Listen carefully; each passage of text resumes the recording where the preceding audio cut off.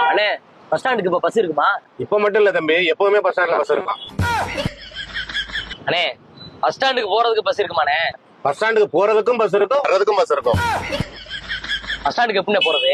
Bus ஸ்டாண்டுக்கு பஸ்லயும் போகலாம், நம்ம ஆட்டோலயும் போகலாம். சரி ஆட்டோலயே போலானே. அப்படி வா வழிக்கு. முதல்ல போட்டு ஆட்டோ வாங்கி வச்சுட்டு உங்களுக்கு பஸ்ஸுக்கு டைம் சொல்லி இருப்பாங்கல்ல, ஆட்டோலயே போலாவா? எவ்வளோண்ணே ஆட்டோவுக்கு? ஆட்டோவுக்கு 150 ரூபா. என்ன எப்படி சொல்றீங்க? அப்ப இப்படி சொல்றேன், 150 ரூபா. அண்ணே சொல்லுங்கண்ணே. உனக்காக 130 ரூபா. அண்ணே 100 ரூபா போட்டுருக்கண்ணே. தம்பி பஸ் வர்றதுக்கு நான் 3/4 மணி நேரம் ஆகும்.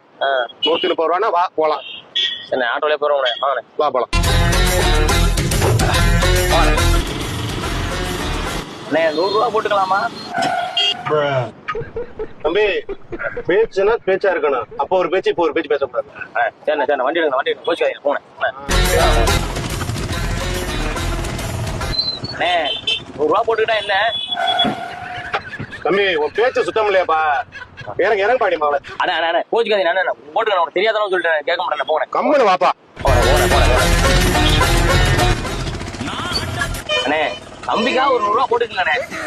இல்ல தம்பி உன் பேச்சு சுத்தம் இல்லையே. ஐயோ இறங்க மாறடி. இறங்கியா போய் இறங்கி போய் போய மாதிரி ஆலையிலே வர்றாங்க. இப்ப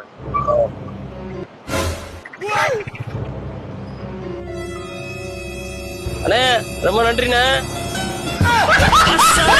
காசே வாங்காம இறக்கி விட்டானே.